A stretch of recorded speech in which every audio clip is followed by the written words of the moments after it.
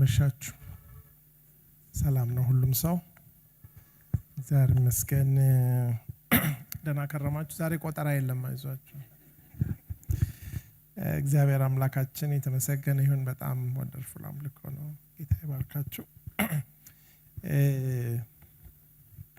ስለ መለኮታዊ ተሐድሶ በጀመርነው ሐሳብ ላይ እንቀጥልና ባለፈው ሳምንት ልባችሁን በመንገዳችሁ ላይ አድርጉ በሚል ሐሳብ ልባችንና መንገዳችን ሳይዛነፍ በተለይ ልባችን ከሌለ መንገዳችን ላይ እግራችን ብዙ አይቆይም የሰው እግር ልቡ ባለበት ስፍራ ኢቨንቹአሊ መገኘቱ አይቀርም ስለዚህ ሀጌ በጣም በተደጋጋሚ ሁለት ጊዜ በአጽንኦት ልባችሁንና መንገዳችሁን አንድ ላይ አድርጉ የሚል ሐሳብ አለ ያ ደግሞ ከዘፍጥረት ጀምሮ እንዳየነው ሰዎች አካሄድ በሚለው ቃል ከእግዚአብሔር ጋራ ይሄዱና ያልሄዱ ሰዎች ያለው ሁኔታ አይተናል በአጠቃላይ ተሐድሶ ማለት በልባችን መታደስ ምክንያት መንገዳችን ሲስተካከል ማለት ነው መንገዳችን ከእግዚአብሔር ጋር ሲሆን ስለዚህ መጽሐፍ ቅዱስ በጣም በተደጋጋሚ የልብ ተሐድሶን ያስተምራል ምክንያቱም ሰው ከልቡ መታደስና ከልቡ በላይ ህይወቱ ሊሆን አይችልም ስለዚህ እግዚአብሔር ልጅ ሆይ ልብህን ስጠኝ ሲል እግዚአብሔር ልብን ይፈትናል ልብን ይመረምራል ሲል በልባችን ላይ ትልቅ ነገር አለው ሰይጣንም ግን ለሰዎች ልብ ትልቅ ቦታ አለው ስለ ይሁዳ ሲናገር በልቡ ምን አረገ ይላል ሐሳብን አገባ ይላል ዮሐንስ ወንጌል ላይ ወረድ ብሎ ስታዩ ደግሞ ራሱ ገባበት ይላል ምክንያቱም በልባችን ያለው ሐሳብ ወደ አንዱ ወይንም ወደ ሌላው ይስባል ስለዚህ ሁሉ ጊዜ ልባችን በፈተና ውስጥ የሚኖር መንፈሳዊ ማግኔት ነው ልባችንን ኒውትራል አድርጌ ማንንም አይገባበትም ልንል የምንችለው ነገር አይደለም እግዚአብሔርም የሰውን ልብ ይፈልጋል ሰይጣንም የሰውን ልብ ይፈልጋል አክቹአሊ ሰዎችም የሰውን ልብ ይፈልጋሉ አይደል ዓለምም የሰውን ልብ ምን ታደርጋለች ትፈልጋለች ስለዚህ ልባችንን ወደንም ጠላንም ወይ በፈቃዳችን ለእግዚአብሔር እንሰጠዋለን ወይ በመታለል ወይ በግዳጅ ደግሞ ሌላ ሊወስደው ይችላል የሰው ልብ አንድ እጅ ላይ ብቻ ነው ሴፍ ሆኖ ሊኖር የሚችለው በማዕጅ ነው በልባችን ውስጥ እግዚአብሔር ከነገሰ እግዚአብሔር ካለ ያ ለሁለንተናችን ሴፍ ነው ልባችን ግን እግዚአብሔር ለምንድን ነው የሚፈልገው ብለን ስናስብ ለማደሪያነት ነው አይደል እግዚአብሔር በሰው ልብ ምን ያደርጋል ያድራል ልብ በምንልበት ጊዜ ያው ፊዚካል ሃርት ማለታችን ሳይሆን እሱም የራሱ ሚና ቢኖረውም በአጠቃላይ ግን ልብ ልቦና የሚለው መጽሐፍ ቅዱስ የሰውን ነፍስ ነው በሰው ነፍስ ላይ ትልቅ ጦርነት አለ ነፍስ የሚለው ቃል ነው እንግዲህ ልብ የሚለው ቃል አእምሯችንን ስሜታችንንና ፈቃዳችንን ጠቅልሎ የያዘ ነፍስ ከሚለው ጋራ የተያያዘ ነው ስለዚህ ሰው ዳግም በሚወለድበት ጊዜ መንፈሱ እንደገና ህያው ይሆናል አይደል የእግዚአብሔርን ቃል አምነን በመንፈስ ቅዱስ አማካኝነት ያ በአዳምና በሔዋን ውድቀት አማካኝነት ፍጥረታዊ ሰው ከመሆናችን የተነሳ መንፈሳዊነታችንን ሉዝ ያደረግነው ነገር እያንዳንዱ ሰው በሚያምንበት ጊዜ ዳግም በሚወለድበት ጊዜ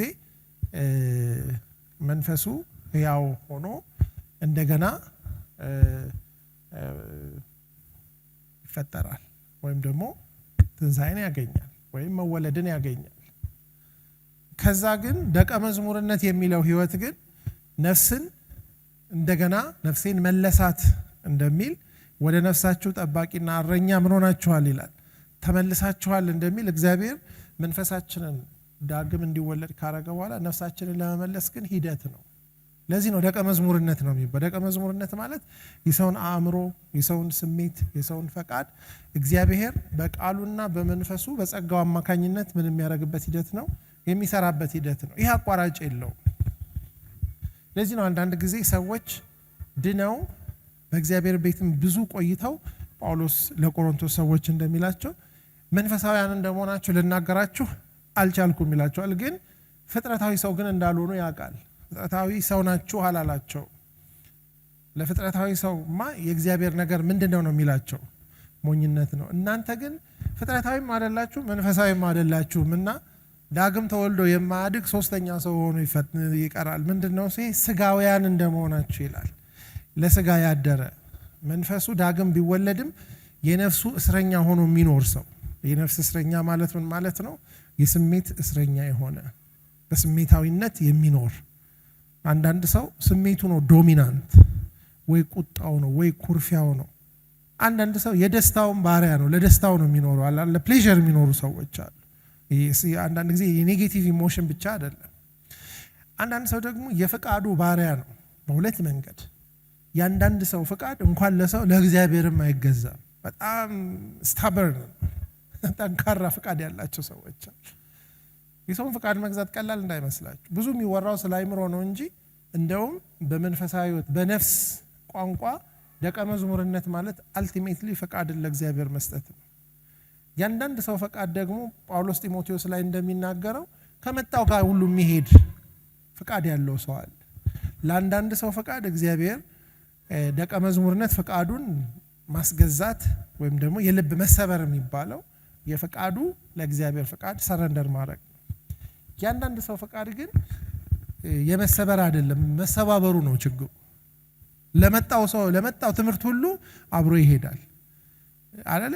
ኮሽ ባለ ቁጥር ወደዛም ይላል። እንደዚህ አይነቱን ፈቃድ ደቀ መዝሙር ማድረግ አንዳንድ ጊዜ ግትር ሰው ይሻላል።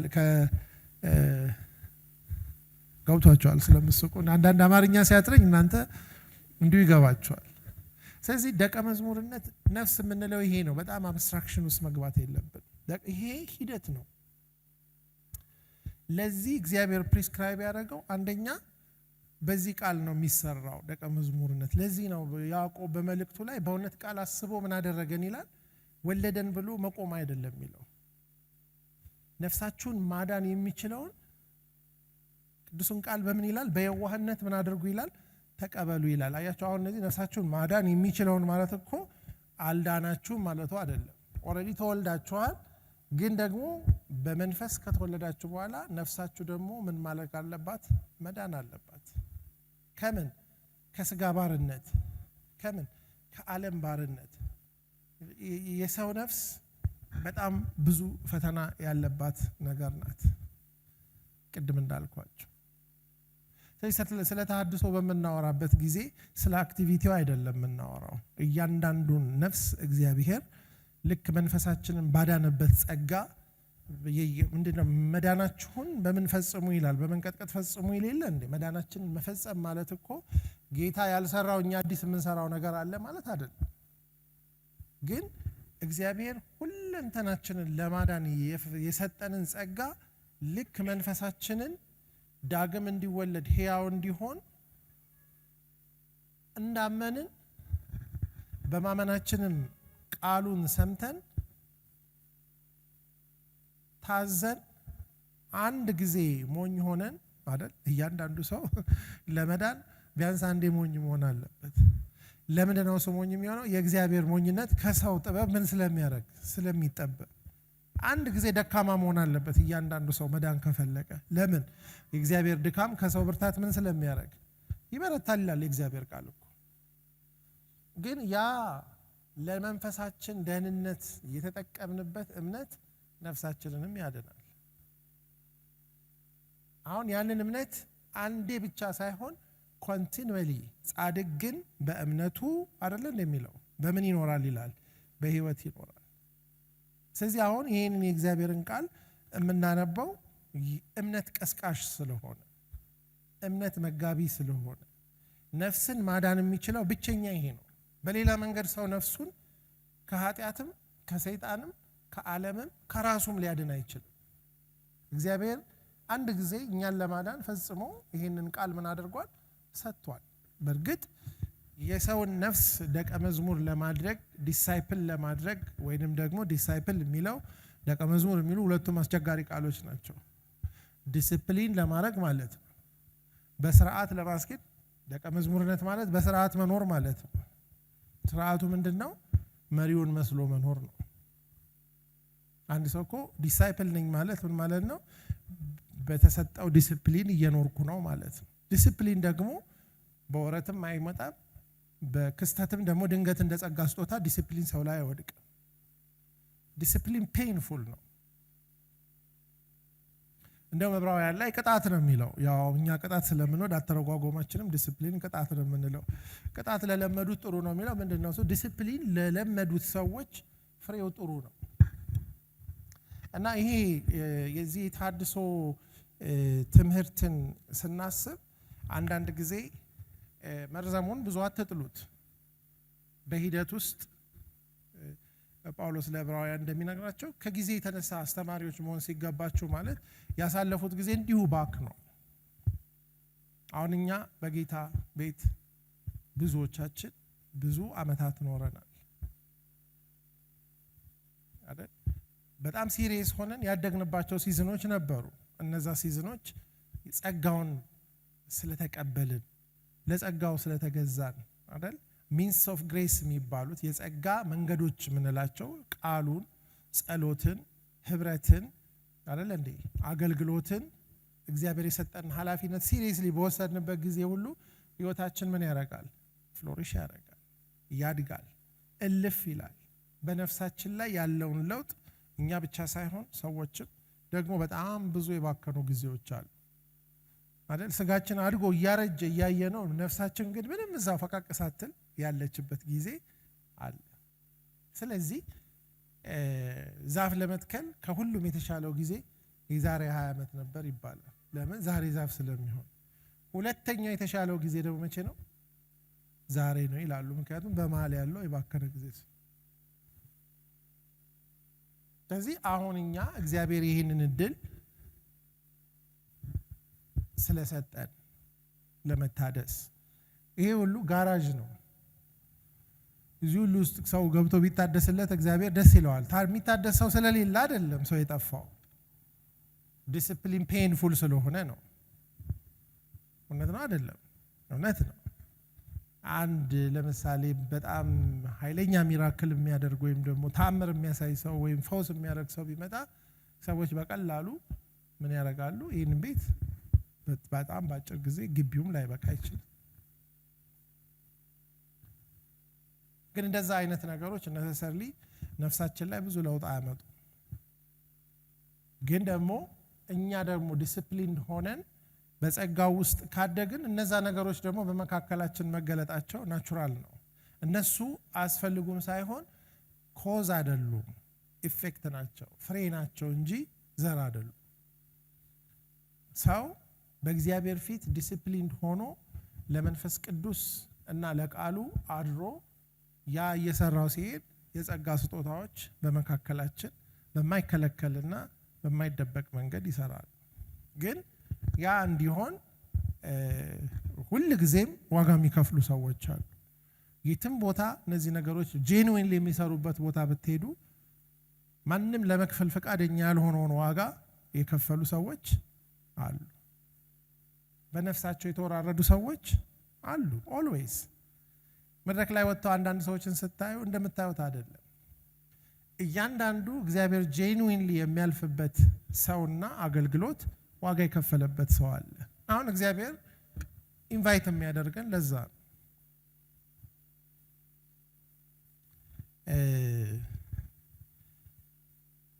ይሄ ሁሉ የተሐድሶ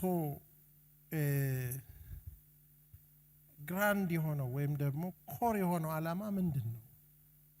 ምንድነው እሱ? እግዚአብሔር ተሐድሶ በሉት መነቃቃት በሉት በሁሉም ነገር ውስጥ እግዚአብሔር ከሰው ጋር ምንድነው የሚፈልገው? ከሰው እግዚአብሔር ምንድነው ከኛ ጋር የሚፈልገው?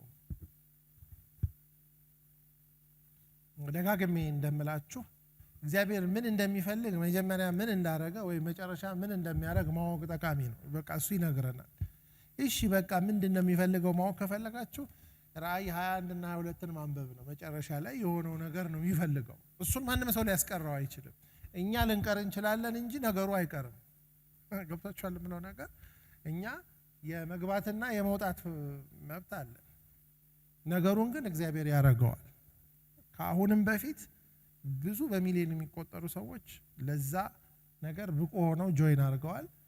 ግን እሱ ውስጥ ያለው በሱ ልብ ያለው ቁጥር እስኪሞላ ትውልድ ይቀጥላል እንጂ እግዚአብሔር ያሰበውን ቁጥር አይቀዛ ውስጥ የመግባት እንትናል። ምንድነው ራዕይ 21 እና 22 ላይ የሚፈልገው እግዚአብሔር ባጭሩ ምን እንደሆነ ታውቃላችሁ? ቅድምም ተዘምሯል።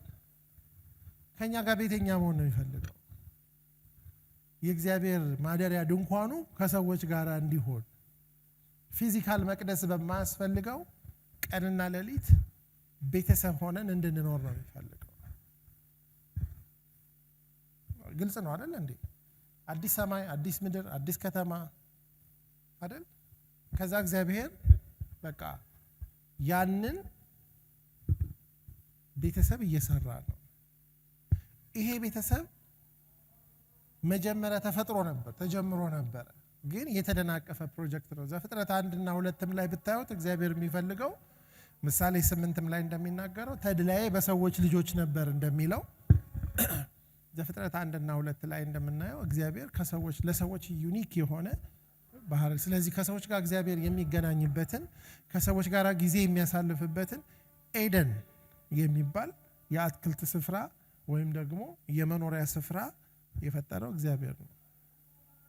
ሞዴሉን ፈጥሮ አዳምን እና ሔዋንን በቃ ይሄንን አበጁ፣ ጠብቁ። እግዚአብሔር እየመጣ ቪዚት ያደርጋቸው ነበር። ኤደን ማለት ምን ማለት ነው? ትርጉሙ ደስታ ማለት ነው። እንደውም የ1886 ትርጉም ኤደን አይለውም፣ የተድላ አትክልት ነው የሚለው። የተድላ የአትክልት ስፍራ እግዚአብሔር ኤደን ማለት በቃ ሰዎች ደስተኛ ሆነው የሚኖሩበት በቃ ይሄ ልክ ራዕይ 21 እና 22 ላይ ያለው ፉል ስኮፑ ነው። ገና ዘፍጥረት ላይ የእግዚአብሔር ዓላማው ሙሉ ለሙሉ ከመታየቱ በፊት ነው የተጨናገፈው። ግን እግዚአብሔር ሰይጣን ያንን ቢያጨናግፍም እግዚአብሔር ግን ዓላማውን ይፈጽማል። አሁን ይሄ በጣም ኢምፖርታንት ነገር ነው። ክርስትናችንን ሚኒንግ የሚሰጠው ነገር የእግዚአብሔርን አልቲሜት ኢንቴንሽን ስንረዳ ነው። ህይወታችን ዝም ብሎ ሃይማኖት እንዳይሆን የሚያደርገው በአንድ ግራንድ ፕሮጀክት ውስጥ ነው ያለ ነው። ይሄ ፕሮጀክት እንዴት እየሄደ እንዳለ እንዴት መሄድ እንደሚገባው ደግሞ ይሄ መጽሐፍ ብቻ ነው ሊነግረን የሚችለው። እንግዲህ ይሄንን ካላነበብን በምን መንገድ ልናውቅ እንችላለን ከመገመት ውጪ? አሁን እኔ ለእናንተ የሰጠኋችሁ 17 መጽሐፍቶች በዚህ ፕሮጀክት ውስጥ አንድ ግሊምስ ወይም አንድ ሞዴል ነው የሚያሳየው። በጣም ኮምፕሬሄንሲቭ የሆነ ሞዴል ነው። ግን እሱ ሞዴል አንደርስታንድ የምናደርገው የእግዚአብሔርን ፉል የሆነውን የፈቃዱ እውቀት ይባላል። ጳውሎስ ለኤፌሶን ሰዎች ከእግዚአብሔር ምክር አንድም እንኳን አላጎደልኩባችሁም ሲል፣ በእርግጥ የኤፌሶን መልእክትን ስታነቡት የእግዚአብሔር ፉል ካውንስሉ የእግዚአብሔር ለብዙ ትውልዶች የተሰወረው ነገር አሁን ለሐዋርያቱ ተገልጧል ያለውን የእግዚአብሔርን ሙሉ ኢንቴንሽኑን በጣም በሚገርም መንገድ በአንድ የኤፌሶን መልእክት ውስጥ ጳውሎስ ያስቀምጠዋል። ስለዚህ ክርስትናችን ከመረዳት መምጣት አለበት። የመረዳት ባለጠግነት ይለዋል ጳውሎስ። ዘፍጥረት 1 እና 2 ላይ ያ ነገር ከሆነ በኋላ ዘፍጥረት 3 ላይ የሆነው ነገር ሰዎች ከዛ ከእግዚአብሔር ጋር ከሚኖሩበት ላይፍ ስታይል ወይም ደግሞ የኑሮ አሬንጅመንት ተባረሩ። እውነት ነው፣ ተባረሩ። ውጡ ተብለው ተመልሰውም እንዳይመጡ ኪሩቤ ምንድነው የምትገለባበጥ ሰይፍ ተቀመጠ። ነገር ግን እግዚአብሔር አልተዋቸውም ነበር አይደል? ቃየን ወንድሙን ሲገድል ኃጢአት ሲሰራ ይመለከት ነበር። የአቤልን መስዋዕት ተመልክቶ ነበር። ስቲል ፌሎሺፕ ያደርግ ነበር እግዚአብሔር አይደል እንዴ? ነበር እኮ። ግን በኖህ ዘመን የነበረው ነገር ብዙ ጊዜ ነግራችኋለሁ፣ ከዘፍጥረት 3 እኩል ነው። ኖህ ላይ ሀፕን ያደረገው በኖህ ዘመን ምንድን ታውቃላችሁ? እግዚአብሔር መንፈሴ ለዘላለም በሰው ላይ ምን አያደርግም አለ። ያ በቃ መጀመሪያው ላይ ተባረሩ። ከዛ እግዚአብሔር ደግሞ ተለያቸው። መንፈስ ቅዱስ ከሰው ላይ በቃ ከሰው ጋር የማይሆንበት ነገር ተፈጠረ። እሱ በጣም ሰፊ ሀሳብ። ዘፍጥረት 11 ላይ ደግሞ የሆነው ነገር ምንድነው? ሰዎች በቃ በራሳቸው ትልቅ ቤት መስራት ጀመሩ፣ እግዚአብሔር የሌለበት። እንደውም እኛ ራሳችን ሄደን እናየዋለን ጉዱን ብለው እንደማለት። ስለዚህ ምን ይላል እግዚአብሔር? ቋንቋቸው እንደባልቆ በተናቸው ይላል። ስታነቡ ዘፍጥረት ላይ ወደ ምድር ሁሉ ምን አረጋቸው ይላል? አባረራቸው፣ ተለያቸው፣ በተናቸው። ይሄ በጣም ዲዛስተር ነው። ይሄ ተሐድሶ ያላስፈለገው ተሐድሶ ሌላ ለምን ያስፈልጋል? ስለዚህ እግዚአብሔር ይሄንን ነው ሪስቶር የሚያደርገው። እንዲያውም ሐዋርያት ሥራ 14 ላይ ሄዳችሁ ስታነቡ ጳውሎስ ምን ይላል? በቃ እንደፈለጉ እንዲሄዱ ለቀቃቸው ይላል። በራሳቸው መንገድ እንዲሄዱ አሕዛብን ሁሉ ተወና አንድ ወገን ብቻ ለራሱ መረጠ። ዘዳግም 32:8 ላይ ታውታላችሁ። ሌላውን ምንም ቢያረጉ አሕዛብን just he left them alone። ከእግዚአብሔር ጋር አልነበርም። ለዚህ ነው ጳውሎስ ኤፌሶን ላይ ባላገሮች አልነበራችሁ፣ you're not ወገንም አልነበራችሁ፣ አክቹአሊ ኤነሚ ነበራችሁ ነው የሚለው። ጠላቶች ነበራችሁ። ከዛ ነው እንግዲህ እግዚአብሔር ከሁለቱ አንድን ሰው ለመፍጠር ብሎ ሁለቱንም አስታርቆ የሱ የሆኑትና ያልሆኑትንም እነሱንም ደግሞ ከሱ ጋር አስታረቀ፣ ሰላምን አደረገ ይላል። ይሄ ፕሮሰስ is on the make። አሁን እኛ አህዛቦች በአዲስ ኪዳን መግባት አገኘን ይላል አይልም? ይላል ተቀበለን ይላል። ምን እንድንሆን? ልጆቹ እንድንሆን። የሚገርማችሁ ነገር ብሉይ ኪዳንን ስታጠኑ በተለይ እስከ ከአብርሃም በኋላ ነው እንግዲህ እግዚአብሔር ሁሉንም ትቶ አባሮ በምድር ላይ ሁሉ በትኗቸው ቴብል ኦፍ ኔሽንስ ይባላል። ዘፍጥረት 10 ላይ ስታነቡ የት እንደተበተነ ያሳያል። እሱ በጣም ጥልቅ ሰፊ ሐሳብ ነው። ዘፍጥረት 12 ላይ ግን እግዚአብሔር እነዛ እንደሌሉ አድርጎ ከአብርሃም ጋር ዲል ማድረግ ጀመረ እና የሚገርመው ነገር ከአብርሃም ጋር ፌሎሺፕ ማድረግ ጀመረ። አክቹአሊ አብርሃም ወዳጅ አብርሃም እንዴት ከሱ ሚስጥር ተጠብቃለሁ እያለ አንዳንድ ሚስጥሮችንም ይነግረው ነበር አይደል እንዴ? ከእርሱ በኋላ ቤተሰቡንም ስለኔ ስለሚያስተምር አብርሃም ታላቅ ወገን ነው ይላል። ደግሞ አብርሃም የእግዚአብሔር ምን ተባለ ይላል? ወዳጅ። ስለዚህ በቃ እግዚአብሔር ቤት አገኘ ማለት ነው። እና አብርሃም ቤት ይመጣ ነበር እግዚአብሔር። ያ ወዳጅነት በይስሐቅ እና በርብቃ ከዛ በያዕቆብ በልያ በራሔል እያለ ቀጠለ። ዮሴፍን ደግሞ ስታዩት ሲሸጥ እግዚአብሔር አብሮት ተሸጠ። ለምን? ባሪያም ሆኖ እግዚአብሔር በእጁ ስራውን ይሰራለት ነበር። እስረኛም ሆኖ እንደዛ። በጣም የሚገርማችሁ ነገር ከዮሴፍ በኋላ ግን በዙ። እግዚአብሔር ለአብርሃም እንደነገረው 400 ዓመት ከቆዩ በኋላ ዲሳር አሁን ቤተሰብ አይደሉም። ከቤተሰብ ቀጥሎ የሚመጣው በብዙ ቤተሰቦች የሚሰራው ነገር ምን ይባላል? ኔሽን ይባላል። ህዝብ ናቸው። ስለዚህ ከህዝብ ጋራ አንድ ቤት አይኖርም። በህዝቡ መካከል ለማደር ድንኳን ይሰራልኝ አለ እግዚአብሔር። እውነት ነው ውሸት ነው? እዚህ ላችኋል። ድንኳን ይሰራልኝ። ያ ድንኳን ምን ይባላል? 3 ስም አለው። የማደሪያው ድንኳን ይባላል። ማን ነው የሚያድርበት? የእግዚአብሔር ማደሪያ። ዳመናው ይመጣል፣ በመካከላቸው መኖሩ ይታወቃል። ችግር ሲኖርም ይመጣል። ዳመናው ካልሄዳ ምን ያደርጉም ነበር? እግዚአብሔር መሄድ አልፈለገም፣ 1 ወርም ቢሆን ይቆያሉ አይደል? ተንቀሳቃሽ ቤት ነበር የመጀመሪያው መቅደስ። ሌላ ስሙ ደግሞ ምን ይባላል? የመገናኛው ድንኳን። ማናማ የሚገናኝበት? ሰውና እግዚአብሔር። ስለዚህ እግዚአብሔር ያ ፍላጎት ነበረው ከሰው ጋራ ማደር፣ ከሰው ጋራ መገናኘት። ሌላ ምን ይባላል? ቤተ መቅደስ ይባላል። ብዙ መቅደሱ በኋላ የመጣው ነው። የቃል ኪዳኑ ታቦት አለ፣ የማደሪያ ድንኳን፣ የመገናኛው ድንኳንና የቃል ኪዳኑ ድንኳን አንድ ሌላ ስም አለው። እና ይሄ እግዚአብሔር መጀመሪያ ያሰራው ነገር ዝም ብሎ ራንደም ላይ አልተሰራም። ሙሴን ለ40 ቀንና ሌሊት ጋብዞት አይደል? አሳይቶት ሰማያዊ ምሳሌ አለ። ያቺ ድንኳን ራእይም ላይ እንመለከታለን። የመገናኛው ድንኳን አይደል እንዴ ታየ ይላል እኮ። እና ለሙሴ ያለው ምንድነው? እሱ እዚህ ባየኸው ሞዴል እንድትሰራ ተጠንቀቅ። ከዛ እግዚአብሔር the whole nation mobilized ሆኖ ነው ያንን ቤት የሰራው። አክቹአሊ ለዛ ቤት ስራ በጣም ብዙ ነገር አዋተው በቃ ተብለው ነው ያቆሙት። ለሴቶች የፈትል ጥበብ፣ ለቀጥቃጮች ብረት የሚሰሩበት፣ ለባስሌልና ለእንትና የሚሰሩ እግዚአብሔር ኔሽኑ ነው ያንን ቤት። ከዛ መጨረሻ ላይ ምን ይላል? ሙሴ ሲያየው ኤግዛክትሊ በተራራው ላይ እንዳየው አድርገው ሰርተውት ነበር ይላል እና በጣም ደስ ብሎ መረቃቸው ይላል። እዚህ ውስጥ እግዚአብሔር ሊያድርበት እንዳለው የእግዚአብሔር ክብር ሞላው።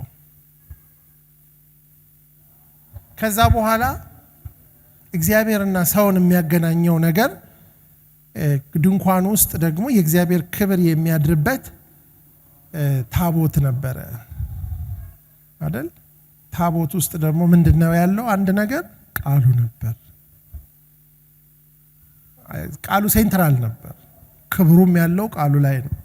10ቱ ትእዛዛት የተጻፉበት በእግዚአብሔር እጅ የተጻፈ በድንጋይ ላይ እግዚአብሔር በሰራው ላይ። ኦፍ ኮርስ እግዚአብሔር ለነሱ ቃል ሲያዘጋጅ እነሱ ጥጃ ሰርተው ከግብጽ ያወጣይ ነው ብለው ያው እንደምታውቁት ብዙ ነገር ሀፕን አድርጎ ሙሴ ያንን ሰብሮ እግዚአብሔር እንደገና ቢልክላቸው የላከላቸው ያንን ቃል ነው። ሌላ ነገር አላከላቸው፣ ጥጃ አላከላቸው። ይሄ ቃል ለእናንተ ዝም ብሎ ነገር አይደለም። ምናችሁ ነው አላቸው? ህይወታችሁ ነው። እንዲያውም ሕዝቅኤል ምን ይላል? ሰሞኑን አንባችሁ ከሆነ ቢያደርጉት ኖሮ በህይወት የሚኖሩበትን ቃል ችላ አሉ ይላል። ሲደረግ በህይወት የሚያኖር ቃል ነው። ይሄ የህይወት ቃል ነው የሚባለው አይደል? የምን ቃል ነው? አክቹአሊ ምግብ ነው። ኤርሚያስ ምን ይላል? አቤቱ የሰራዊት ጌታ እግዚአብሔር ሆይ ቃልህ ምን ሆኗል ይላል? ተገኝቷል። እኔ ምን አድርጌዋለሁ? ስለዚህ ቃልህ ምን ሆነኝ ይላል? ሐሴትና የልብ ደስታ ሆነ። በልቼዋለሁ ነው የሚለው እኮ። ለሕዝቅኤል ይህችን መጽሐፍ ብላ አልተባለም? በልቷል።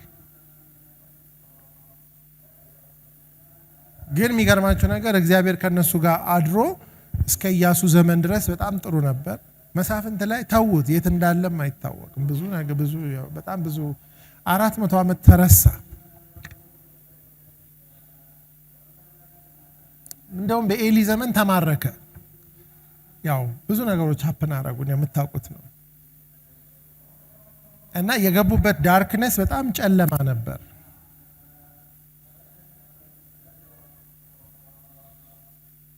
ከዛ እንግዲህ እግዚአብሔር ሰው ያለ የሚልበት ዘመን ላይ በአጋጣሚ የልጅ ያለ የምትል አንድ ሴት አግኝቶ እግዚአብሔር ከሷ ጋራ ተፈራርመው እኔም ልጅ እሰጣለሁ አንቺም ሰው ትሰጫለሽ የሚለው ደረጃ ሲደርሱ ተስማሙ። ታውቃላችሁ ማነች እሷ?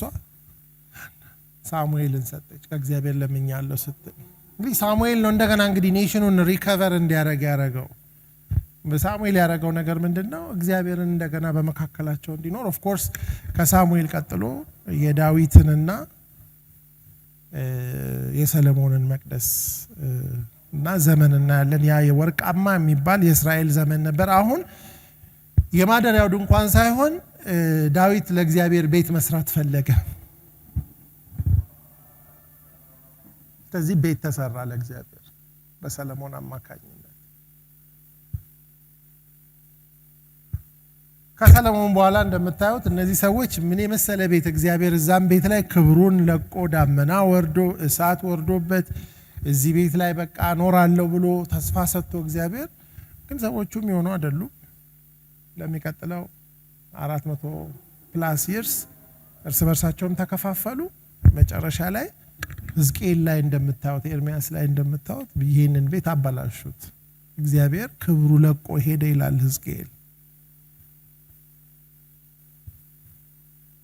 ይሄኛው መበላሸት አገር አፈረሰ፣ ከተማ አፈረሰ። እውነት ነው። ያን የመሰለ መቅደስ ምን አረገ? ቤተሰብ አፈረሰ። ሊትራሊ ያልፈረሰ ነገር የለም። ግን መቅደስ መካከለኛ ነው። የእግዚአብሔር ቤት ሁሌ በህዝቡ ዋና የሱ መኖር የነሱ ህልውናቸው ነበር። ስለዚህ አሁን የምናጠናው በሚመጡት ወራቶች ከዚህ ቀውስ ውስጥ እንዴት ነው እሱ የወጡት? ለ70 ዓመት በምርኮ ወደ ባቢሎን ሄደዋል። አገር የላቸውም፣ መቅደስ የላቸውም። ስርዓታቸውን ይሄ አጠቃላይ ብዙ ነገራቸውን ሉዝ አድርገዋል። እግዚአብሔር እንደገና ምክንያቱም ዓላማው ራእይ ላይ ያሰበው ነገር መፈጸም ስላለበት አይደል? አሁን በመናየው በዚህ ባነበብናቸው ሐጌ ላይ፣ ዘካርያስ ላይ፣ ዕዝራ ላይ እንደምናየው፣ ነህምያ ላይ እንደምናየው በኤርሚያስና በሕዝቅኤልም ትንቢት እንደሚነገረው እንደገና ቤቱ ሁለተኛው ቤት የሚለዋል። ሁለተኛው ቤት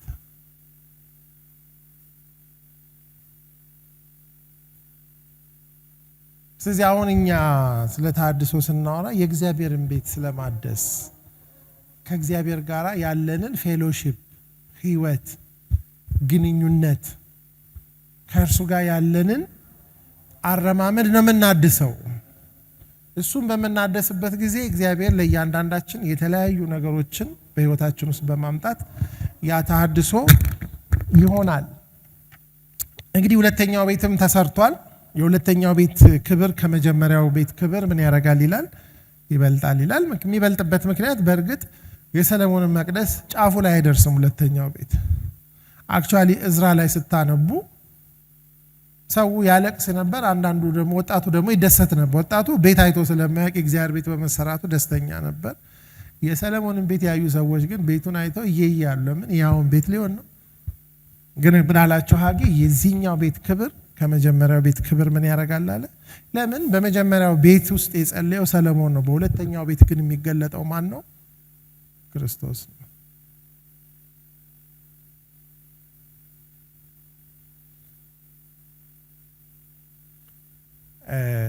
ጌታ ከመጣ በኋላ ቤት የሚባለው ነገር ቀረ እንዴ? የእግዚአብሔር ቤት የሚባል ነገር አሁን አለ በአዲስ ኪዳን ነው? የለም። የት ነው የእግዚአብሔር ቤት? ምንድን ነው የእግዚአብሔር ቤት? ይሄ ነው ብዙ ቤት ነው ያለው። እንደ ይሄ ከሆነ የትኛው ነው ትክክለኛው የእግዚአብሔር ቤት? ያው ብዙ ክርክር አለ። የኛ ቤት ነው የእግዚአብሔር ቤት ብለው ሰዎች ይከራከራሉ። መጽሐፍ ቅዱስ ግን የሚለው ነገር አለ። ስለዚህ this week next week ስለ እግዚአብሔር ቤት መነጋገር አለብን። ይሄ የምናነባቸው ሞዴሎች ያንን የፈረሰውን የእግዚአብሔርን ቤት እንደገና ስለ መጠገንና ስለ መስራት ከእግዚአብሔር ጋር ያለንን ህብረትና አንድነት ስለ መስራት ኢየሩሳሌምን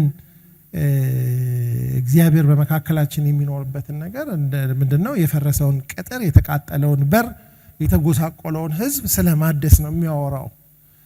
ይሄ መንፈሳዊው አስፔክት ኦፍ የእግዚአብሔር ቤት ካልገባን በስተቀር የምናነባው ነገር ሁሉ በጣም ብዙ አስቸጋሪ ሌላ ታሪክ ማንበብ ይሻላል። ከገባን ግን ኢትስ ቬሪ ፋሲኔቲንግ ነው። እግዚአብሔር እንዴት እንደሚሰራ ማየት እንችላለን። ስለዚህ ይሄንን አሁን በዚህ 2 ሳምንት 3 ሳምንት የምናየውን ሐሳብ የሚመራውን ቃል ሁለተኛ ጢሞቴዎስ ላይ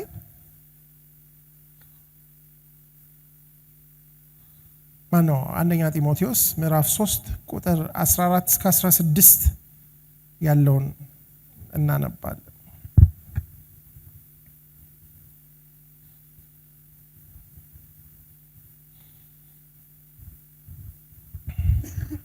ምን ይላል ጳውሎስ ለጢሞቴዎስ? ፈጥኜ ወደ አንተ እንድመጣ ተስፋ አድርጌ ይህንን እጽፍልሃለሁ። ብዘገይ ግን በእግዚአብሔር ማደሪያ ቤት መኖር እንዴት እንደሚገባ ታውቅ ዘንድ እጽፍልሃለሁ። ቤቱም የእውነት አምድና መሰረት የሕያው እግዚአብሔር ቤተ ክርስቲያን ነው ይላል። ዋው! በምን የት መኖር እንዴት እንደሚገባ ነው የሚለው? በእግዚአብሔር ማደሪያ ቤት መኖር እንዴት እንደሚገባ ታውቅ ዘንድ። ስለዚህ as Christians እግዚአብሔር በሚያድርበት ቤት ውስጥ እንዴት መኖር እንደሚገባን ማወቅ አለብን። መጥቼ ብዙ ነግርሃለሁ፣ ግን እስከዛም መቆየት ስለማይቻል ምን አደርግልሃለሁ ይለዋል? እጽፍልሃለሁ። ይሄ ቤት ደግሞ ምንድነው ይላል? የሕያው እግዚአብሔር ቤተ ክርስቲያን ነው። ስለዚህ ቤተ ክርስቲያን የሚለው ኮንሰፕቱ፣ ሐሳቡ የእግዚአብሔር ማደሪያ ቤት ነው። ስለዚህ እግዚአብሔር የሚያድርበት ቤት እግዚአብሔርን ማከል መምሰል አለበት። አሁን ለምሳሌ ሁሉም ቤት በአንድ ሰው ተሰርቷል ይላል ዕብራውያን ላይ። የሁላችንም ቤት ቢታይ ማንን ይመስላል? እኛን ነው የሚመስለው እና እኛን ነው የሚያክለው። ለእግዚአብሔር የሚሰራ ቤት ደግሞ እግዚአብሔርን የሚያስገባ እግዚአብሔርን ደስ የሚያሰኝ እግዚአብሔር ቤት መኖሪያ ስለሆነ ማደር እንዲችል መጥቶ ምን ማደር ማለት መቆየት ማለት ነው አይደል? የሚያድር ሰው የሚቆይ እንግዳ ነው። አክቹአሊ የቤተሰቡ አካል የእግዚአብሔር ማደሪያ ቤት ስንል ባለቤቱም እሱ ነው ወደ ማለት ነው። እንደውም በኋላ ላይ ሲናገር ምን ይላል? ቤቱም ምንድነው የሚለው? ቤቱም እኮ ነው የሚለው አይደል? የእውነት አምድና መሰረት። ስለዚህ ቤቱ መለያው ምንድነው? እሱ መሰረቱም ምንድነው? እውነት ነው። አምዱም ቤቱን የሚሸከመው ፒላሩ ምንድነው? እውነት ነው። ከዚህ ውጭ እውነት የለም አይደል? እግዚአብሔር የእውነት አምላክ ነው። አሁን አንዱ የጠፋው ኮሞዲቲ ምንድነው? እውነት። ሰይጣን ደግሞ ሐሰተኛና የሐሰት ምንድነው? አባት። እሱም ደግሞ ቤት ሲሰራ በምን ላይ ነው መሰረቱንና አምዱን የሚያደርገው? በሏ። ስለዚህ ቤቱ ውስጥ ሐሰት ካለ እግዚአብሔር አይሆንም። ስለዚህ እግዚአብሔር በእኛም ውስጥ በእኛም መካከል እውነትን ይፈልጋል። እንደ ቃሉ የሆነ ህይወትን ይፈልጋል። ስለዚህ ቤት ሲናገር ምን ይላል? እግዚአብሔርን የመምሰል ምስጢር ያለ ጥርጥር ታላቅ ነው። በስጋ የተገለጠ በመንፈስ የጸደቀ ለመላእክት የታየ በአሕዛብ የተሰበከ በዓለም የታመነ በክብር ያረገ ይላል። እግዚአብሔርን የመምሰል ምስጢር ታላቅ ነው ብሎ እዚህ ጋራ መዝሙር በሚመልክ መሰረት የሚዘረዝረው ማንን ነው? በስጋ የተገለጠ ማን ነው? በመንፈስ የጸደቀ ማን ነው? መንፈስ ቅዱስ የመሰከረለት አይደል እንዴ? ለመላእክት የታየ ማን ነው? በአሕዛብ የተሰበከ በዓለም የታመነና በክብር ያረገ። ምንድነው እያለን ያለው?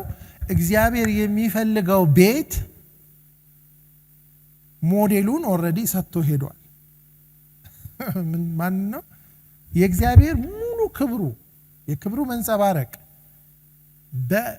በሰውነት ውስጥ ሲገለጥ ማን ነው? ኢየሱስ ነው። በእርሱ ደስ የሚለኝ የምወደው ልጄ አብና እኔ አንድ ነን እስኪል ድረስ።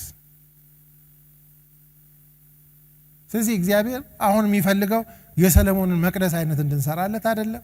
ሙሴ የሰራውን የማደሪያ ድንኳን እንዲደገምለት አይደለም። ወይም ደግሞ እነ ዘሩባቤል የሰሩትን ሁለተኛውንም ቤት አይደለም። ይሄንን ማየት ከፈለጋችሁ ዮሐንስ ላይ ሲላችሁ ዮሐንስ ምዕራፍ 2 ወንጌል ላይ በጣም የሚገርም ነገር ጌታ ይናገራል።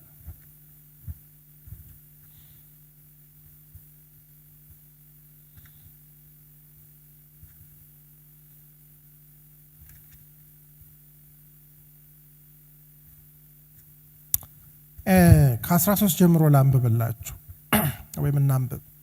የአይሁድ ፋሲጋም ቀርቦ ነበር። ኢየሱስም ወደ ኢየሩሳሌም ወጣ ካለ በኋላ በመቅደስም በሬዎችንና በጎችን እርግቦችንም የሚሸጡትን ገንዘብ ለዋጮችንም ተቀምጠው አገኘ። በየት ነው ያገኛቸው? በመቅደስ። ምንድነው የሚሸጡት? በሬ፣ በግ፣ እርግብ፣ ገንዘብ ለዋጭ። የገመድ ጅራፍም አበጅቶ ሁሉን በጎችንም በሬዎችንም ከመቅደስ ምን አረጋቸው ይላል? አወጣቸው። የለዋጮችንም ገንዘብ አፈሰሰ፣ ገበታቸውንም ገለበጠ። እርግብ ሻጮችንም ይህንን ከዚህ ወሰዱ፣ የአባቴን ቤት በሏ የንግድ ቤት አድርጉት ነው እንደሚለው በሉ እንጂ አታድርጉት አላቸው። ደቀ መዛሙርቱም የቤትህ ቅንዓት ይበላኛል ተብሎ እንደተጻፈ አሰቡ ይላል። እንግዲህ ይህን በደንብ እንድታስቡት ነው። አክቹዋሊ ሌሎች ወንጌሎች ላይ ቤቴ ለአሕዛብ ሁሉ የጸሎት ቤት ይባላል። ምን ማለት ነው? ከሰዎች ጋር የምገናኝበት፣ ከሰዎች ጋር የምኖርበት ስፍራ። እናንተ ግን የወንበዴዎች በሏ ዋሻ አደረግስና እግዚአብሔር ቤቱ ዋሻ ሆኗል። የማ ዋሻ ደግሞ መደበቂያ ነው፣ ቤት ደግሞ መኖሪያ ነው። ሁለቱ ልዩነቱ ትልቁ እሱ። የሚገርማችሁ ነገር ይሄንን በደንብ ያጠኑ የመጽሐፍ ቅዱስ ሰዎች ሲናገሩ ይሄ ቢዝነስ በጣም ሉክሬቲቭ የሆነ ቢዝነስ ነው። ምን ማለት ነው? በጣም ብዙ ገንዘብ የሚገኝ። ያ ሁሉ አይሁድ እየመጣ መስዋዕት ሲያቀርብ የሀገሩን ገንዘብ ይዞ ይመጣል። የገንዘብ ይሄ መኒ ኤክስቼንጁ ልክ እኛ ሀገር ብላክ ማርኬት ማለት ነው። they make so much money እና ሰው ገንዘብ ይዞ ይመጣል፣ ገንዘብ ይለውጣል፣ በግ ይገዛል፣ በሬ ይገዛል። መጨረሻ ላይ እንትኑ እኮ መንፈሳዊ አገልግሎት ነው የሚመስለው፣ ግን ቤቱ መጨረሻ ላይ ምን ሆነ? የንግድ ቤት ሆነ። አክቹአሊ እግዚአብሔር ሳይሆን ሰው ንግዱን የሚመራው ሊቀ ካህኑ ነበር። ኖበዲ ማንም ሊያስወጣቸው አይችልም። ጌታ ካልሆነ ሌላ ሰው ገርፎ ሊያስወጣው የማይችለው ቢዝነስ ነው። ስለዚህ የእግዚአብሔር ቤት በእግዚአብሔር ስም የንግድ ቤት ሆነ። which exactly አሁን ያለው ሁኔታ ማለት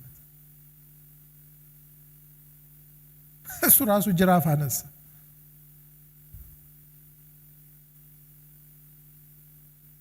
እና የሚገርመው ነገር ምን ይላል? አይሁድ መልሰው ይህንን ስለምታደርግ ምን ምልክት ታሳየናለህ ሲሉት ኢየሱስ ክርስቶስ የተናገረውን ነገር እንድታዩት ነው የምፈልገው። ምን ይላል? ይህን ቤተ መቅደስ አፍርሱት፣ በ3 ቀንም አነሳዋለሁ አላቸው። ስለዚህ አይሁድ ይህ ቤተ መቅደስ ከ46 ዓመት ጀምሮ ይሰራ ነበር፣ አንተ በ3 ቀን ታስነሳዋለህን አሉት ይላል። 46 ማለት እነ ዘሩባቤል ከሰሩ በኋላ በጣም በተደጋጋሚ ያ ቤት ይታደስ ነበር። ግን አልቲሜትሊ ሄሮድስ በጣም ግሎሪየስ አድርጎ በጣም በሚገርም ሁኔታ ደቀ መዛሙርት ውስጥ ተመልከተው ይህን መቅደስ ለጌታ እስኪሉት ድረስ ድንጋይ በድንጋይ ላይ ሳይፈርስ ያላቸው ያ መቅደስ ሄሮድስ አይሁዳዊ ስላልሆነ ኤዶማዊ ስለሆነ የአይሁዶችን ልብ ለማስኮብለል፣ ምክንያቱም መቅደስ በጣም ስለሚወዱ የሚገርም አድርጎ ሰርቶላቸው ነበር እና አፍርሱት በ3 ቀን እነሳለሁ። ይህንን መቅደስ የሚለውን በደንብ ይህንን ቤቱን ምን አድርጉት ይላቸዋል? አፍርሱት። ይሄ ግድም እኮ ጅራፍ እነሱ ምን ያሉ ይላል 46 ዓመት ይፈጅ እንዴት ነው? ግን እሱ ይናገር የነበረው ቤት የትኛውን ቤት ነው ይላል? እርሱ ግን ስለ ሰውነቱ ቤተ መቅደስ ይል ነበር። አሁን ይሄንን ትራንዚሽን እንድንረዳ ነው። አዲስ ኪዳን ላይ ስንመጣ ቤተ ድንጋዩ ሳይሆን ቤተ ሰውነቱ ስለ ሰውነቱ ይናገር፣ የትንሣኤውን ሰውነት። ድሮንም እግዚአብሔር ኢንተረስቱ ያለው ድንጋዩ ላይ ድንኳኑ ላይ አይደለም። ማደር የሚፈልገው ማ ላይ ነበር? በሰዎች ውስጥና መካከል። ስለዚህ ይሄ በጣም ቁልፍ ቃል ነው። ትራንዚሽን አለ። በጣም አስገራሚ ነገር ነው። ሉቃስ 2 ላይ ስታዩት ጌታ 2:49 ላይ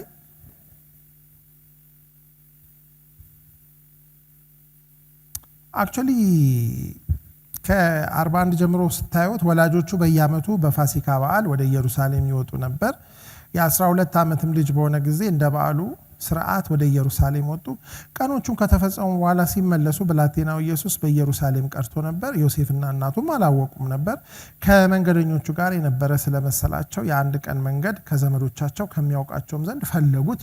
ባጡትም ጊዜ እየፈለጉት ወደ ኢየሩሳሌም ተመለሱ።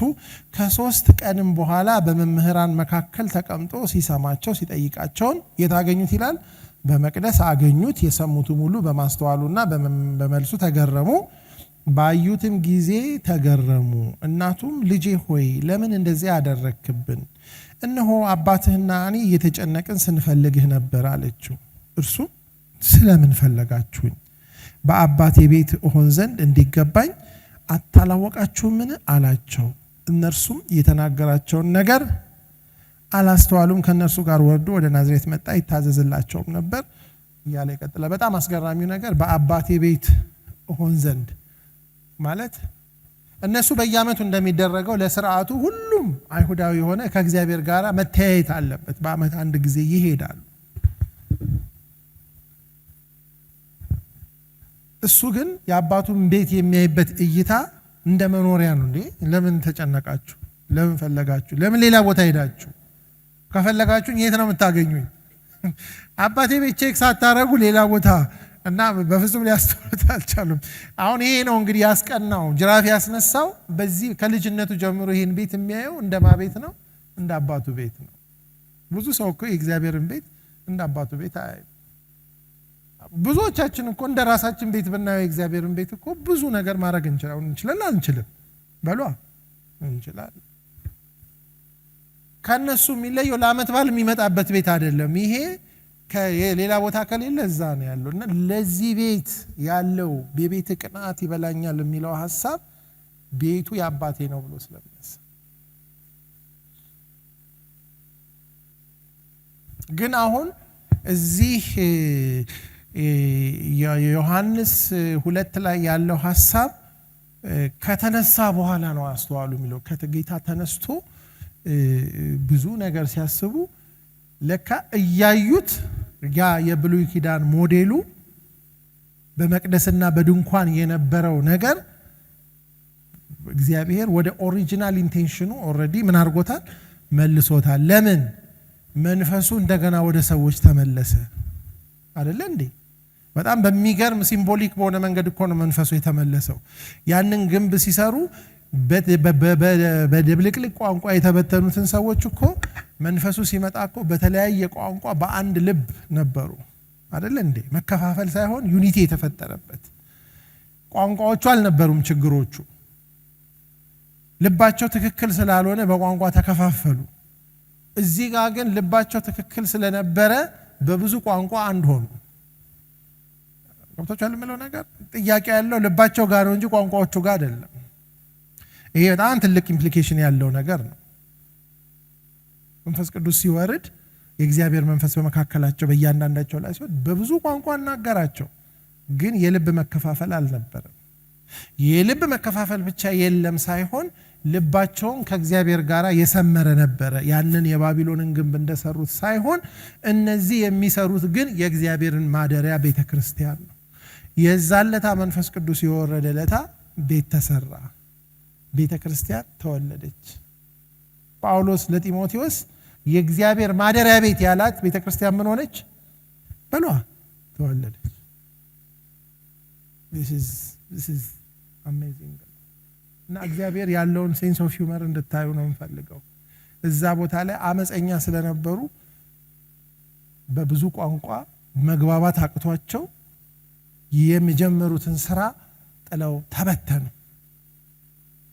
እዚህኛው ላይ ግን በብዙ ቋንቋ እግዚአብሔርን እያከበሩ እግዚአብሔር ያሰበውን ቤት ምን ማድረግ ጀመሩ መስራት ጀመሩ በ30 ዓመት ውስጥ በሐዋርያት ሥራ ውስጥ ስታዩ የእግዚአብሔር ቤተክርስቲያን ምን ሆነች ታነጸች ይችላል አይደለ በእግዚአብሔር ቤት ከኢየሩሳሌም ጀምሮ እስከ ሮም ድረስ ምን ሆነ ተሰራ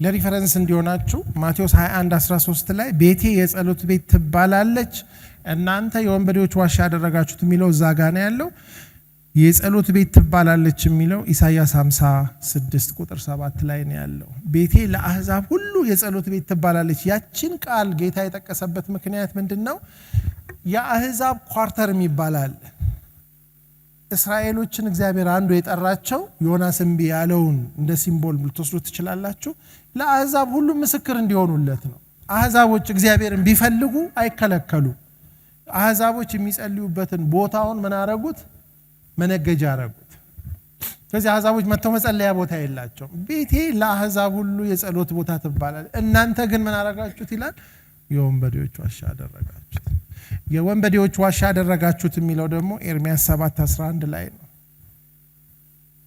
ኤርሚያስ በነበረበት ጊዜ ሊትራሊ የወንበዴ ዋሻ ሆኖ ነበር ታነቡት ታውታላችሁ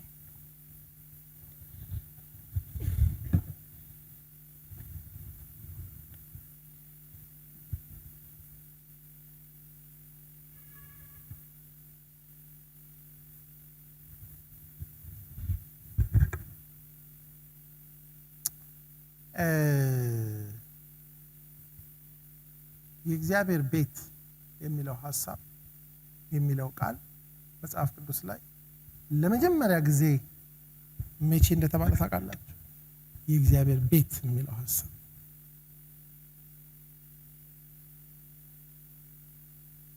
የሚያክሰዋል ዘፍጥረት 28 ላይ ነው በጣም አስገራሚ ቃል ነው ያ ቃል ዘፍጥረት 28 ላይ ያለው ሐሳብ የእግዚአብሔር ቤት የሚለው ሐሳብ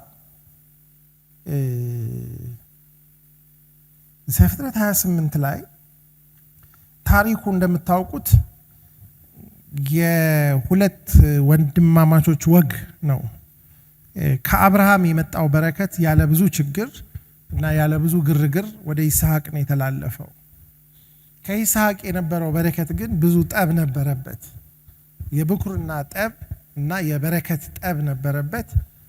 ያው ያዕቆብ ሁለቱንም ታናሽ ቢሆንም የበርዝራይቱ ያዕቆብ ቢሆንም ያዕቆብ ግን አንዱን በወጥ አንዱን በእናትየው ድጋፍ በተሰሩ ፕሮጀክቶች ከኤሳው ላይ ወስዶበት ነበረ። ምክንያቱም ያዕቆብ የዚህን በረከት ሲግኒፊካንስ በጣም ተረድቶት ነበር። ኤሳው ግን እንደ ቀላል ነገር ተመለከተው ይላል። ብኩርና ምን ያደርግልኛል እኔ በራብ ልሞት ነው ብሎ በአንድ ምሳ ሸጠው። በረከቱንም በዛው መሰረት ሁለቱም በወጥ ነው እና ተጠንቀቁ ወጥ ስትበሉ። ግን የሚገርመው ነገር ያ ነገር ቤተሰብ ውስጥ ትልቅ ጠብ ፈጠረ። ያ ኤሳው ነገሩ በጣም ጎዳው። ስለዚህ ያዕቆብን እገላለሁ ብሎ ሲነሳ እናትና አባት ልጆቻችንን ከምናጣ ያዕቆብም ወደ እናቱ ወንድም ቤት እንዲሄድ ወስነው ያንን መንገድ እያደረገ የተፈጠረ ታሪክ ነው። ቁጥር 10 ላይ ያዕቆብ ከቤርሳቤህ ወጥቶ ወደ ካራን ሄደ፣ ወደ አንድ ስፍራም ደረሰ። ፀሐይም ጠልቃ ነበርና ከዚያ አደረ። በዚያም ስፍራ ድንጋይ ያነሳ፣ ከራሱም በታች ተንተርሶ በዛ ስፍራ ተኛ። የሚለውን ስታነቡ እዚህ አካባቢ ቤት አለ የለም? በሏ የለም። እንኳን ቤት ትራስ የለም። በጣም ስም የሌለው ቦታ ነው። ምን እንደሆነ አንድ ቦታ ደረሰ ነው። በኋላ እሱ ነው ስም የሚያወጣለት። የዚህ ቦታ ስም ማን ይሆናል? ቤቴል ምን ማለት ነው? በዕብራይስጥና በአማርኛ ቤት ነው። ቤት እውነቴን ነው ቤት ነው ይላሉ ዕብራይስጥ እንኳን አልችልም፣ ግን ቤት ነው። ቤት ኤል እግዚአብሔር ነው፣ የእግዚአብሔር ቤት አለው። ግን ምንም ቤት የለም እዚህ ቦታ ላይ። ይሄ በጣም ፎርካስተር ነው። እዚህ ቦታ ላይ ስናይ ምንድን ነው የሚለው? ህልም አለመ ይላል።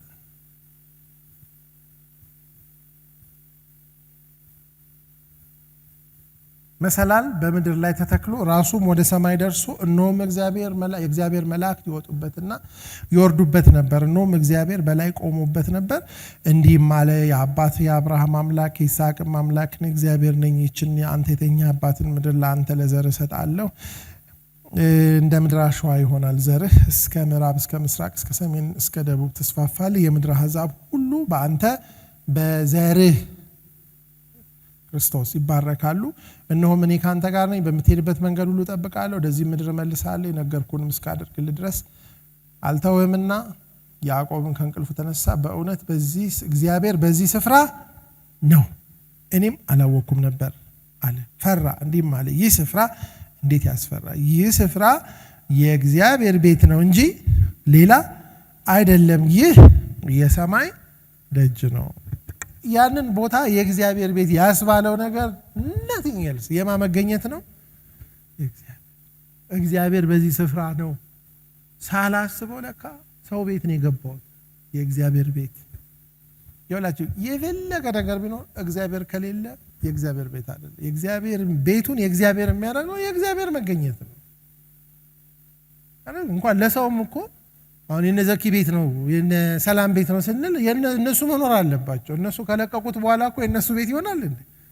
በቀጥሎ የሚመጣው ባለቤት ነው። this is very important። ከምንም ነገር ጋር የእግዚአብሔርን ቤት እንዳናያይዘው፣ ምንም ነገር በሌለበት ቦታ እግዚአብሔር መኖሩ ይበቃል። ዛሬ ሰዎች አንድ ቤት የእግዚአብሔር ቤት ለማስመሰል በጣም ብዙ ድራማ፣ የአክቲቪቲ፣ የፕሮግራም፣ የስትራክቸር ብዙ ነገር ይሰራል፣ የዶክትሪን ነገር። ግን እግዚአብሔር ከሌለ ምንም የለም። ይሄ ቃል የሚገርመው ነገር ይሄንን ስፍራ ማልዶ ተነሳ፣ ድንጋይ ወስዶ ሐውልት አደረገ፣ አቆመው፣ በላዩ ዘይት አፈሰሰ። ይሄ ሁሉ ነገር ስትራክቸሩ በኋላ ነው የመጣው። እግዚአብሔር ስላለ ነው ቤት የሆነው እንጂ ያዕቆብ እነዚህ ነገሮች ስላደረገ እግዚአብሔር ቤት አይሆንም። ከዛ በኋላ ያንን ስፍራ ቤቴል ብሎ ጠራው። አስቀድሞ የዛ ከተማው ስም ሎዛ ይባል ነበር ይላል። ያዕቆብም እንዲህ ብሎ ተሳለ፣ እግዚአብሔር ከኔ ጋር ቢሆን እያለ ይቀጥላል። ያው ይሄ ከእግዚአብሔር ጋር የጀመረው ድርድር በያቦቅ ወንዝ ላይ ከእግዚአብሔር ጋር ታግሎ እግዚአብሔርን በማየት ሲጠናቀቅ እናያለን። እግዚአብሔር ሙሉ ለሙሉ ሲለውጠው በዛ መሃል ብዙ ታሪክ አለ፣ እዛ ውስጥ አልገባም። እና የዚህ የእግዚአብሔር ቤት ኮንሰፕት ገና መገናኛው ድንኳን ሳይሰራ በሙሴ ጊዜ ሰለሞን መቅደሱን ሳይሰራ ሁለተኛው መቅደስ ሳይሰራ የቤት ኮንሰፕቱ ግን ነበረ። ይሄንን ቃል ደግሞ በጣም የሚገርማችሁ ነገር ዮሐንስ 1 ላይ ናትናኤል ሲመጣ በበለስ በታች ተቀምጣየው ስላሉ ደነቅ ገና ምንድነው ያለው? ከዚህ የሚበልጥ ምን ታያለህ ይላል። በምን ነው እሱ የሚለው ብናነበው ደስ ይለኛል። ምክንያቱም የእግዚአብሔርን ቤት ኢየሱስ ክርስቶስ ከራሱ ጋር እንዴት ሪሌት እንደሚያደርገው ስለሚያሳይ ማለት ነው። ምዕራፍ 1 ቁጥር 51 ላይ ከበለስ በታች አየው ስላልኩ አመንክን? ከዚህ የሚበልጥ ነገር ታያለህ። ከዚህ የሚበልጠው ነገር ምንድነው? እውነት እውነት እላችኋለሁ ሰማይ ሲከፈት የእግዚአብሔር መልአክ በሰው ልጅ ላይ ሲወጡና ሲወርዱ ታያላችሁ። ስለዚህ በሰማይና በምድር መካከል ያለውን ጋፕ ሞላ። በሰማይና በምድር መካከል ያለውን እርቅ ያመጣ ሰማይ ከምድር ጋር እግዚአብሔር በሰዎች ጋር እንደገና ማደሪያው እንዲሆን አማኑኤል ምን ማለት ነው በሏ? በቃ እግዚአብሔር የኛ ቤተሰብ ሆነ ማለት እኮ ነው። እሱን ያደረገው ኢየሱስ ነው። ይሄ ነው የሚበልጠው ከሁሉም የሚበልጠው ነገር እዛ ቦታ አየው እዚህ ቦታ ነበር የሚለው አይደለም። ትልቁ ነገር ሰማይና ምድር መካከል መሰላሉ መዘርጋቱ፣ በሰማይና በምድር መካከል የነበረው ገደል መሞላቱ አይደል? መላእክት ምን የሚያረጉበት የሚወጡበትና የሚወርዱበት ምን ማለት ነው? እሱ በሄቨን እና በእርዝ መካከል ምን አይነት ነገር አለ? ሪሌሽንሺፕ ተፈጥሯል። ቢዚ ነው።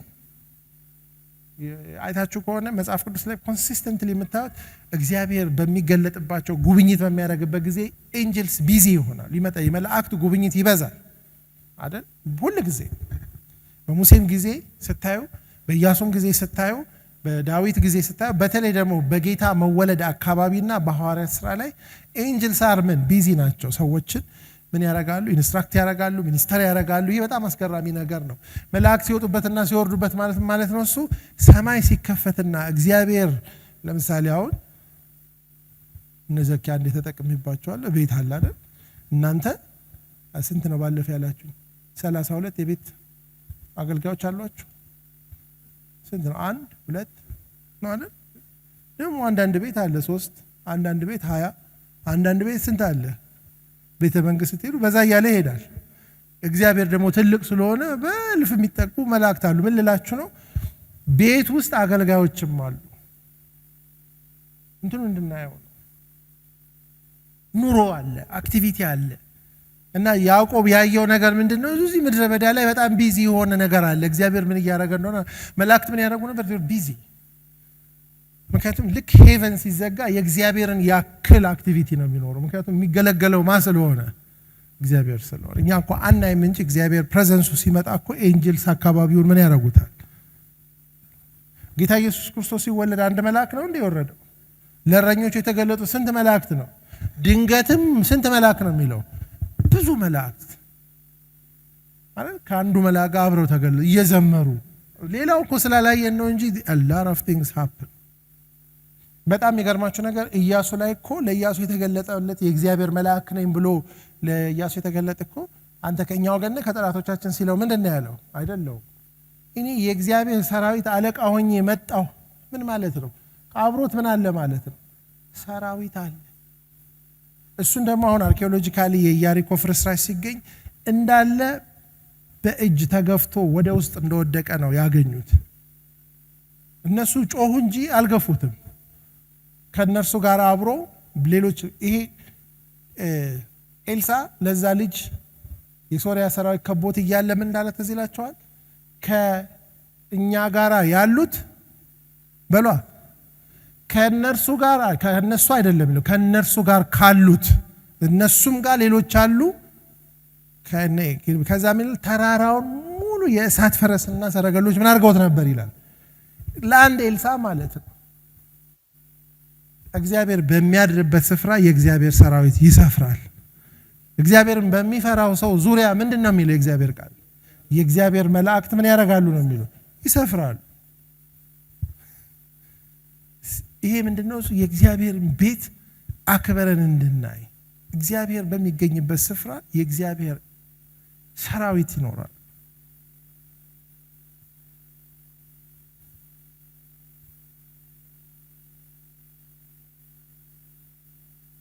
ስለዚህኛውም ስለ ታድሶ በምናወራበት ጊዜ this is a very exciting እንትን በቃ የእግዚአብሔርን ፕሬዘንስ የምንለማመድበት የእግዚአብሔር ጉብኝት። በተለይኛ የአዲስ ኪዳን ሰዎች መንፈስ ቅዱስ ከኛ ጋር ነው፣ ቃሉ ከኛ ጋር ነው። እኛ አሁን እግዚአብሔር በሌለበት እግዚአብሔርን በሚያሳዝን በሃይማኖት በሚመስል ቀፎ ውስጥ ቤተክርስቲያን ስትኖር በጣም አሳፋሪ።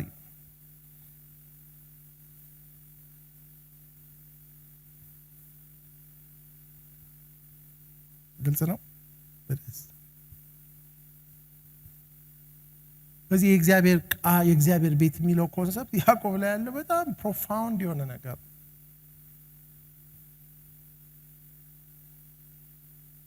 እና ያ ነገር ደግሞ ከኢየሱስ ጋር ሊንክድ ነው። መቅደሱን ደግሞ ምን አለ? ይህንን መቅደስ አፍርሱት እኔ በ3 ቀን እሰራዋለሁ ሲል እግዚአብሔር ወደ ኦሪጂናል ኢንቴንሽኑ ነገሩን አምጥቶታል። በጣም የሚገርማችሁ ነገር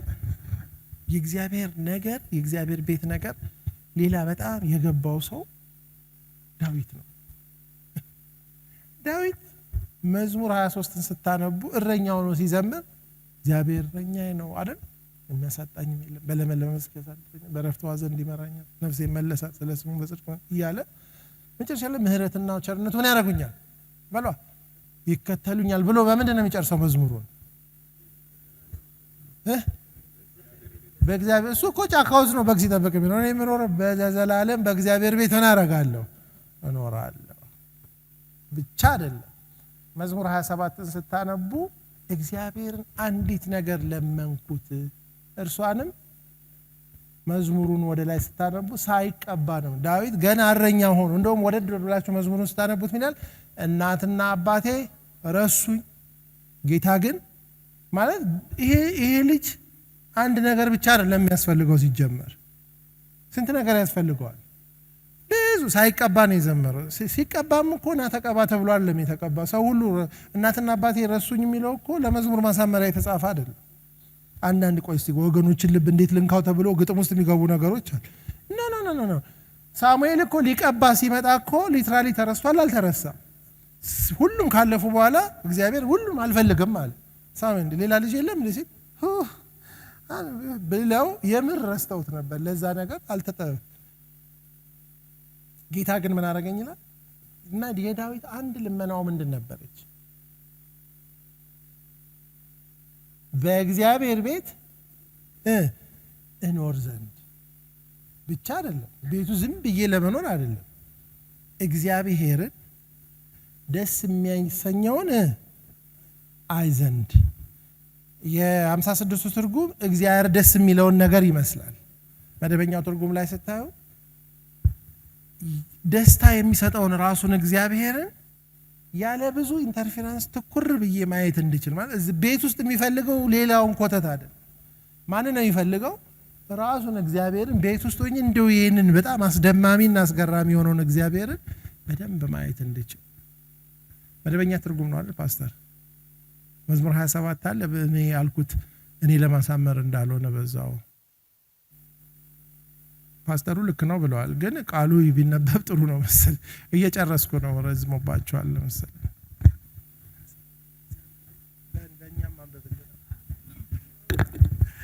እሺ መዝሙር 27 ከቁጥር 4 ጀምሮ እግዚአብሔርን አንዲት ነገር እለምነዋለሁ እርሷንም እሻለሁ ይሄውም በሕይወቴ ዘመን ሁሉ በእግዚአብሔር ቤት እኖር ዘንድ የእግዚአብሔርን ክብር ውበት አይ ዘንድ በመቅደሱም ሆኜ አሰላስል ዘንድ ነው። ምንድነው ማለት የሚፈልገው? እግዚአብሔርን የሚያስደስተው ነገር አይደለም፣ የእግዚአብሔርን ክብር ውበት። ለዚህ ነው አማርኛው የድሮን ስታነቡ እግዚአብሔርን ብላችሁ ውሃ ጠጡ ወይ ትንፋሽ ያዛርጋ። እግዚአብሔርን ምን አይነቱን? እግዚአብሔርን ደስ የሚያሰኘውን አይ ዘንድ እንጂ እግዚአብሔርን ደስ የሚያሰኘውን አይ ዘንድ ብላችሁ ነገር እንዳታረጉት ማለት ነው። ለዚህ ነው የእግዚአብሔርን ክብርና ውበቱን አይ ዘንድ ማየት ብቻ ሳይሆን ያየሁትን ደግሞ በመቅደስ ውስጥ ሆኜ ምን አደርግ ዘንድ ነው የሚለው? አሰላስል ዘንድ።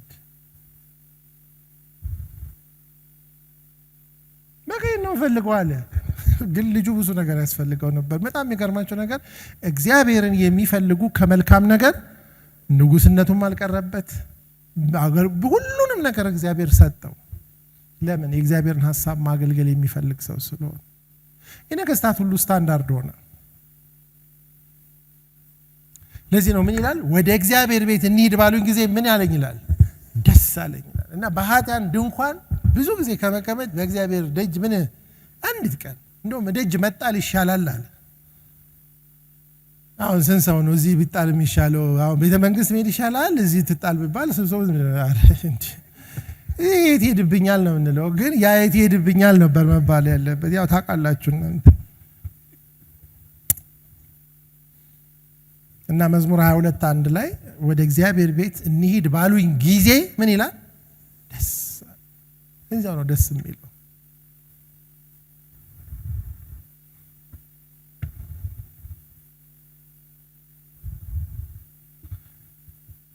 አንድ ሀሳብ ተናግሬ ልሰብስበውና ይሄ የሚቀጥል ነው። በጣም አሁን አያችሁ የእግዚአብሔርን ቤት መኖር የሚለውን እያየን ነው። ጴጥሮስ ቤት ሆናችሁ ተሰሩ የሚል ደግሞ እኛ ቤት ሆነን እንድንሰራ ደግሞ በጣም ሰፊ እሱ ኔክስት ዊክ እናያለን። ከዛ ደግሞ የምትሰሩልኝ ቤት ምን አይነት ነው የሚል ሀሳሱን ሜቢ ወዲያኛው ላይ እናያለን። ግን አሁን የእግዚአብሔርን ቤት በአዲስ ኪዳን እንድንረዳ የመጀመሪያው ማቴዎስ 18:20 ላይ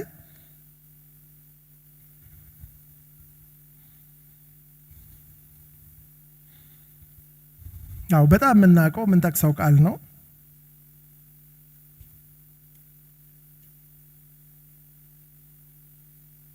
ምንድን ነው የሚለው?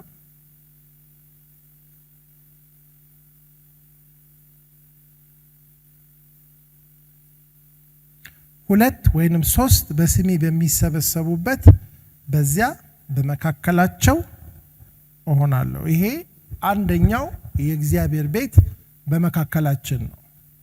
የቅዱሳን ህብረት ይባላል። ቤተ ክርስቲያን የምንለው የህንፃ ስትራክቸር አይደለም፣ የፕሮግራም ጋጋታ አይደለም፣ አይደል? ዶክትሪንም አይደለም። የቅዱሳን አንድነት አይደል እንዴ? ከመንፈስ ቅዱስ ጋራ ከአብ ከልጁ ከኢየሱስ ክርስቶስ ጋራ በመንፈስ በምናደርገው ህብረት ውስጥ በእኛ መያያዝ ውስጥ እግዚአብሔር ይኖራል። ህብረታችን ሲበላሽ ሰይጣን በቀላሉ የሚያሸንፈን ለዚህ ነው። ዩኒቲ አንድነታችን ቤት መሆኑን ማሰብ አለብን። በመካከላቸው ምን ሆናል ይላል? በስሜ በሚሰበሰቡበት ስፍራ። ሁለት ይበቃል ይላል፣ አንድ አይሆንም። አንዳንድ ሰዎች ኦርጋናይዝድ በሆነ ሪሊጅን እኔ አላምንም ምናምን ብለው ይፈላሰፋሉ። ኢዝ ነቲንግ። ለብቻ የሚባል ቤት የለም። እግዚአብሔር ቤቱን የሚሰራው በሁላችንም ነው። ከአንድ በላይ ሰው የግድ ያስፈልጋል ጌታ በመካከላችን እንዲሆን። ታዲያ ዲስኦርጋናይዝድ በሆነ ሪሊጅን ልናመን አንችልም። ይገባኛል ነገሩ፣ ሀሳቡ የሃይማኖት አልወድም ለማለት ነው። ግን ሌላ መንገድ የለም። እግዚአብሔር አብረን እንድንሆን፣ አብረን እንድናመልከው፣ አብረን እንድናገለግለው አይደል እንዴ? ነው እኮ በዚህ ፎርማት ነው እግዚአብሔር አሁን በአዲስ ኪዳን ያለው በቅዱሳን ህብረት ውስጥ ነው፣ በመካከላችን ነው። ስለዚህ በቅዱሳን መካከል ጳውሎስ በቃ ህብረት፣ አንድ መንፈስ፣ አንድ ሀሳብ፣ አንድ ልብ ይኑራችሁ። በቃ የቅዱሳን አንድነት እግዚአብሔር በሚገርም ሁኔታ በመገኘቱ ይባርካል። ቅዱሳን ብዙ ለዚህ ነው ይቅርታ የሚያስፈልገው። ብዙ እንደዚህ የሚሉ ሰዎች የተጎዱ ሰዎች ናቸው። መፍትሄው ሸሽቶ ለብቻ በቴሌቪዥን በማምለክ ሳይሆን ይቅርታ አድርጎና ይቅርታ ጠይቆት እንደገና ተቀላቅሎ መኖር ነው። ሌላ ምንም መፍትሄ የለው። የክርስትና ህይወትና የጃርቶች ህይወት አንድ አይነት ነው። ጃርቶች በክረምት በተለይ ይቸገራሉ። ምንድነው ችግሩ? ለየብቻ ከሆኑ ብርዱ ይገላቸዋል፣ አብረው ከሆነ ደግሞ እሾኩ ያማቸዋል። የትኛውን የሚመርጡ ይመስላችኋል? በቃ እየተወጋ ከመሞት መሰንበት። በቃ ክርስቲያን ሁሉ ጃርት ነው። እንደ ጃርት የማይዋጋ ክርስቲያን የለም። ስለዚህ ያው እየወጋችሁም የዓለም ብርድ ከሚገላችሁ እዚሁ ከቅዱሳን ጋራ እግዚአብሔር ከረዳንና መቼም በጸጋው ደህና ሰዎች ከሆንን አንዳንዴ ጥሩ ሲዝኖች አሉ። ግን በአብዛኛው ቅዱሳን ህብረት ፐርፌክት አይደለም። we have to live ይቅርታ እንዲኖር ይቅርታን አንኮንዲሽናሊ ይቅር ካላላችሁ አባታችሁ ይቅር አይላችሁ ያለበት ምክንያት እንደምናጠፋ እንደምንበዳደል እሱንም እንደምንበድለው እርስ በርሳችን በደል እንደሚኖር ስለሚያውቅ። ስለዚህ የቅዱሳን ህብረት ማፍረስ ማለት ምን ማለት ነው? የእግዚአብሔርን ቤት ማፍረስ ማለት በቂም ሆነን ያለንን ፌሎሺፕ ስናደፈርሰው መንፈስ ቅዱስ የሚያዝንበት የሚመረርበትና በመካከላችን ሊሰራ የጀመረውን ነገር እጁን የሚያሰበስበውን ነገር ስናደርግ የእግዚአብሔርን ቤት ማንም ቢያፈርስ እግዚአብሔር እርሱን ምን ያደርገዋል? በጣም አስደንጋጭ ነገር ያፈርሰዋል ይላል። እግዚአብሔር ለቤቱ ያን ያህል ሲሪየስ ነው። ስለዚህ ለህብረታችን መጠንቀቅ አለብን። ሁለተኛው ደግሞ ዮሐንስ 14:23 ላይ ነው ያለው። ይሄኛው ከዛ ጋራ ሚዛን የሚፈልግ ማለት ነው። ዮሐንስ 14:23 ላይ ምንድነው የሚለው? ከ22 ማለት ነው 12 ላይ የአስቆሮቱ ያይደለው ይሁዳ ጌታ ሆይ ለዓለም ሳይሆን ራስህ ለኛ ልትገልጥ ያለህ እንዴት ነው አለው። ኢየሱስም አለው የሚወደኝ ቢኖር ቃሌን በሏ ይጠብቃል፣ አባቴም ይወደዋል፣ ወደ እርሱም እንመጣለን፣ በእርሱም ዘንድ መኖሪያ ምንድን ነው? ቤት እኮ ነው። ይሄኛው ደግሞ እኛ ውስጥ እያንዳንዱ ሰው ጳውሎስ ደጋግሞ ይናገራል። ሰውነታችሁ የመንፈስ ቅዱስ ምንድን ነው ይላል? ማደሪያ፣ የመንፈስ ቅዱስ መቅደስ፣ የእግዚአብሔር ቤተ መቅደስ እንደሆናችሁ አታውቁም ምን ይላል? የእግዚአብሔር ቤተ መቅደስ ወስጄ የጋለሞታ አካል ላርገው ይላል አይልም እንዴ? ስለዚህ ሁለተኛው የእግዚአብሔር ቤት የአዲስ ኪዳን ኮንሰፕት ምንድነው? በእኛ ውስጥ። ስለዚህ የአዲስ ኪዳን መቅደስ ማለት በእኛ መካከል፣ በመካከላቸው ምን አደርጋለሁ ይላል? አድራለሁ። ስለዚህ ተለዩና ውጡ። ዝም ብላችሁ ማንንም ልታስገቡ አትችሉም። እዚህ የተቀደሰ ህብረት ነው፣ እግዚአብሔር የሚኖር የዳኑ ሰዎች ህብረት። ሰዎች እዚህ ውስጥ መግባት ከፈለጉ ምን ማድረግ አለባቸው? አምነው ተቀድሰው ነጽተው መዳን አለባቸው። ስለዚህ የእግዚአብሔር ቤት በአዲስ ኪዳን በእኛ መካከልና በእያንዳንዳችን ውስጥ ይሄንን የምናደርግበት መንገድ መንፈሱ እና ቃሉ፣ የእግዚአብሔር መንፈስ ኃይል ይሆናል። ቃሉን ያስተምራል። በቃሉ እግዚአብሔር በመንፈሱ አማካኝነት ይሄንን ቤቱን ይሰራል ማለት ምን ማለት ነው? እሱ በሚቀጥለው ሳምንት የምናየው ቤት ለመሆን ተሰሩ ሕያዋን ድንጋይ ሆናችሁ አይልም ጴጥሮስ? በሚቀጥለው በዚህ ቤት ውስጥ ማደር እንዴት እንደሚገባ እጽፍልሃለሁ። ይሄ ቤት የምን ቤት ነው ይላል? መሰረቱም እውነት ነው፣ አምዱም እውነት ነው። ይሄ ቤት የእግዚአብሔር ቤት ነው። ይሄ ቤት የእግዚአብሔር ቤተ ክርስቲያን ነው። የእግዚአብሔር ቤተ ክርስቲያን ደግሞ እያንዳንዳችንን በውስጣችን ባለው በመንፈስ ቅዱስ አማካኝነትና ሁላችንን በመካከላችን በሚኖረው በመንፈሱና በጌታ አማካኝነት ይሄ ቤቱ ነው። ይህንን ቤት የምንሰራበትን መንገድ ቃሉ በተለያየ መንገድ ያስተምረናል። በጣም የሚገርማችሁ ነገር በዚህ በምናነበው ውስጥ ከሰለሞን መቅደስ በኋላ እነዚህ ሰዎች እንዴት ፈረሱ፣ ከዛ ደግሞ እግዚአብሔር እንዴት ሰራቸው። ይሄ በእነኛ 17-18 መጽሐፍቶች ውስጥ አንድ ላይ ስናነበው የእግዚአብሔርን አሰራር እንማራለን። ይሄ የሚነግረን ምንድን የሚያስተምረን? አንደኛ በእግዚአብሔር ቤት እንዴት መኖር እንዳለብን ያስተምረናል። ሁለተኛ የእግዚአብሔርን ቤት እንዴት መስራት እንዳለብን ያስተምረናል። ሶስተኛስ የእግዚአብሔር ቤቶች ሆነን እንዴት መሰራት እንዳለብንም ያስተምረናል። ስለዚህ ይህንን የምናነባውን ቃል ሲሪየስሊ ውሰዱት። ለመሰራትና ለመስራት የሚፈልግ ሰው ብቻ ሳይሆን ለመኖር በእግዚአብሔር ቤት ከእግዚአብሔር ጋር መኖር የሚፈልግ ሰው ከቃሉ ጋራ መጣጣም አለበት። ለምን? ቤቱ መሰረቱም አምዱም ምን ስለሆነ? እውነት ስለሆነ። እግዚአብሔር አምላክ የተመሰገነ ይሁን። ስለዚህ ንባባችንን እየቀጠልን ኔክስት ዊክ መንፈሳዊ ቤት ለመሆን ተሰሩ። አሁን እግዚአብሔር የድንጋይ ቤት አይፈልግም አይደል? የድንኳን ቤትም አይፈልግም። ቤቱ ማን ነው? እኛ ነን። ቤቱ ነን አይልም እንዴ መጽሐፍ ቅዱስ? ቤቱ ምንድን ነን? እኛ የእግዚአብሔር ቤቶች ነን። በጋራም